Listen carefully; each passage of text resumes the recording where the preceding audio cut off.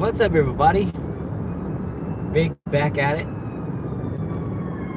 We are out here heading to the zone.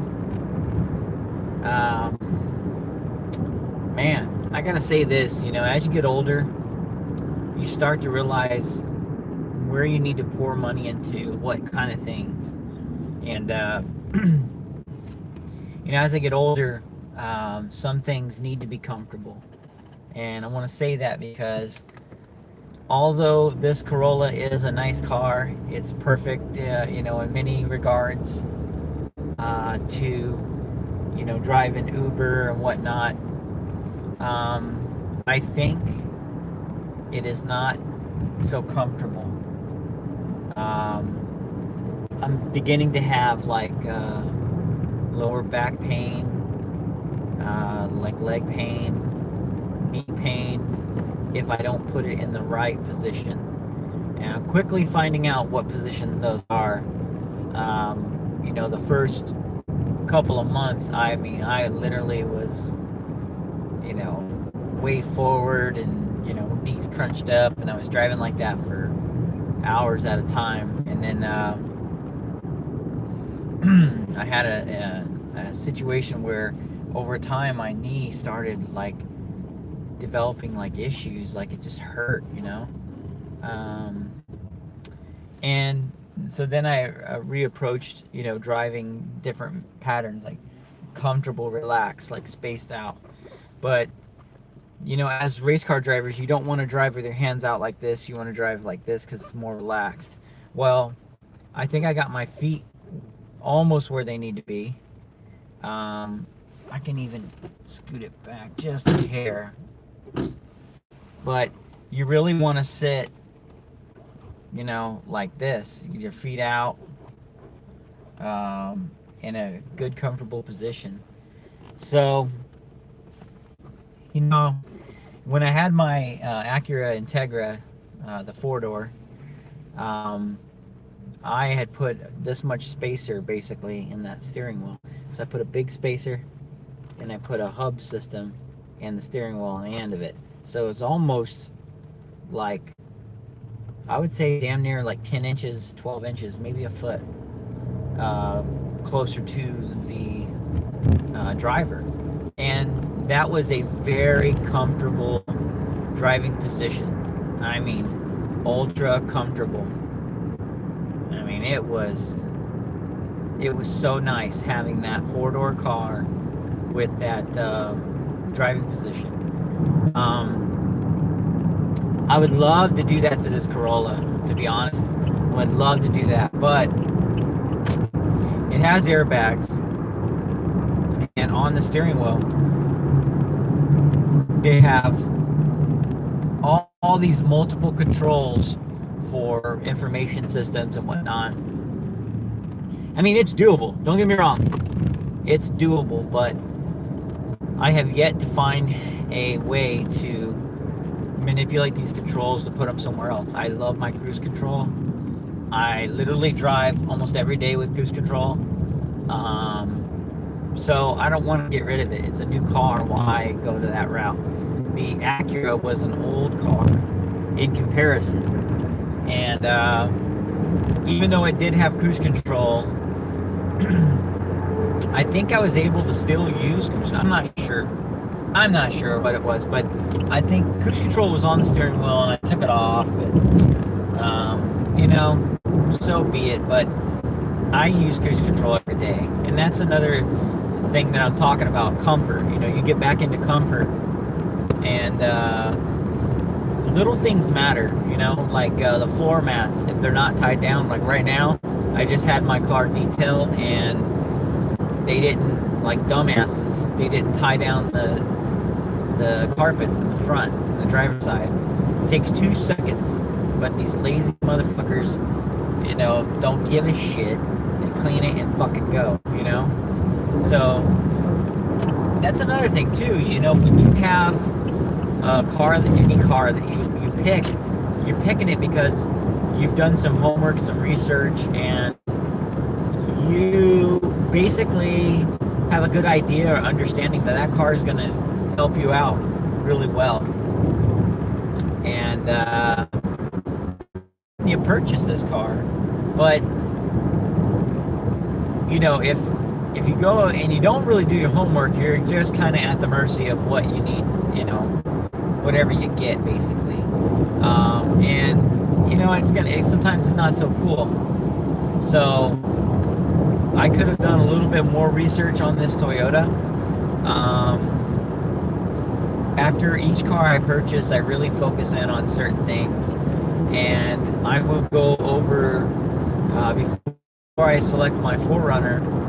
I'm going to go over all the amenities that I have currently in this car and the ones that I really would want, and make sure my next car has all that. Make sure it's, you know, comfortable.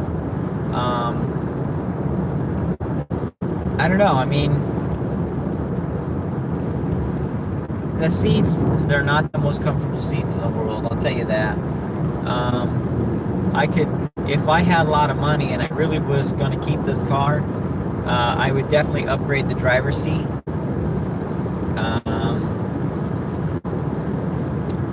I don't know, maybe I would upgrade both the driver and the passenger just to make it look pleasing, you know, aesthetically pleasing. I would most likely switch out this steering wheel to a collapsible steering wheel like I had before, racing style, only because it gives you the correct position, geometry of what you need, you know. And when you don't have it, you're forced to like put your hands down at the let's say 5 o'clock, 7 o'clock positions instead of where they need to be. So, which is like, this is the position I would drive when I was UC Irvine campus officer. You would drive in the low position, that way you have this hand free to do whatever you need to do, and to take control either way, left or right hand turn, if you need to, you know, do that. So there are things like that that you got to understand, and you know, it keeps it in a nice, lock, smooth driving position. And you know, you want to avoid problems, but I also think that I may have these issues. They may be, you know, helped a little bit because of my sleeping positions as well. I noticed I changed my position on my head pillow, and that's probably what's doing it. But I used to only sleep with a really low pillow, flat pillow, and I loved it. And I don't know why. There's no rhyme or reason, but I switched it up, and now I have like this back issue. I don't know if it's related to the car or my pillow position. It may be pillow position, but you have to eliminate all of the other situational things around you to find what it is that's hurting or causing that problem. So, you know, it's a elimination deal. So I did okay last night. It was pretty steady. It was really pretty steady. I could have made a lot more money, but I needed to make a bill arrangement. I needed to make a payment before offices were closed and whatnot. And I had more than enough to make that happen, so I did it. And to be honest, I pulled off, let's say, about 7.5 hours of driving. You know, maybe 6 actual driving. But it's a long day for a Saturday, you know, in this position. You know, so I don't know. I'm kind of torn on this car. Like, this car, I can make it look aesthetically pleasing to what I like. It costs a lot of money, but I can make it happen. I could probably get it comfortable enough to, you know, keep if I had to, but I really want to get the 4Runner. I need the 4Runner long term, so I might as well get what I need. Look towards your future, not to your present, you know.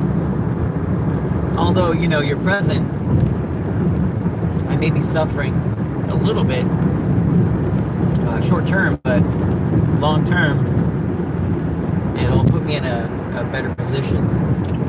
So, another thing too is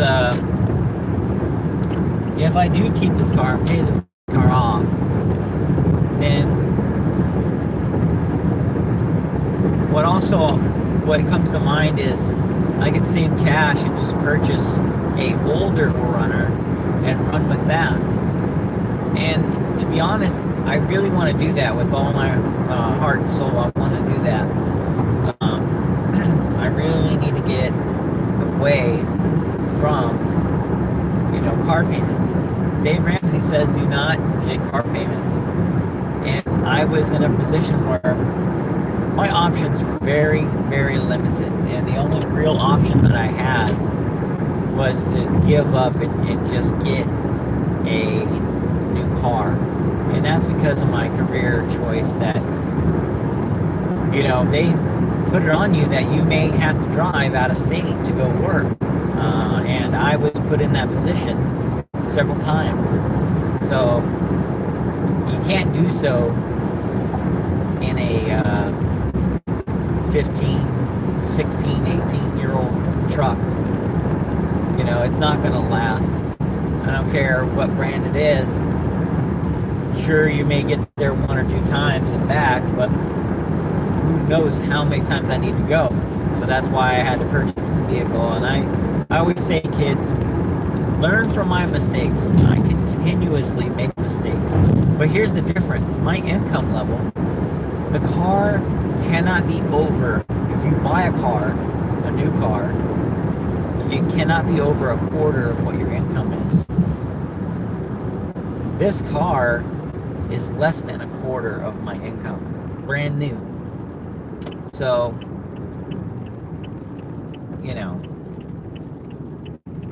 if I had just one job, then yeah, it's pushing it. I'm definitely over that quarter percentage, and technically I shouldn't have got the car.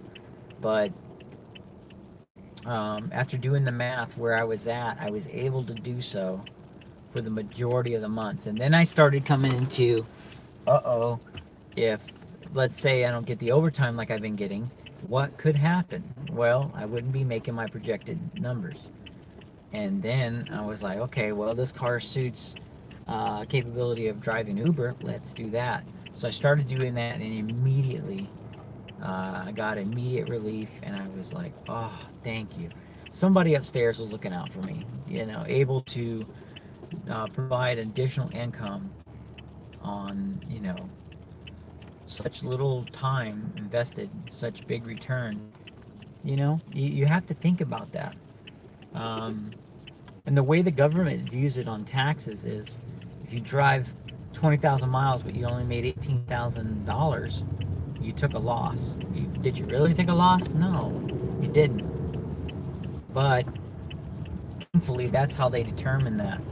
And, you get to keep that money that was pocketed all that time that you were driving. So that's kind of been in my favor. And I'm happy that happens that way. When it comes to the numbers, I'm going to be honest. After driving part-time for a year, my numbers came back, I think, a little over, on phone recordings, a little over 15 grand for that entire year. 15 grand, but you got to look at the hours that were spent. And I'm going to sit down at night and I'm going to adjust the hours and see what it entails. Like, what are we looking at? But we all know, I made 15 grand on paper, but we all know we made more than that because of all the cash tips that are not recorded on that app.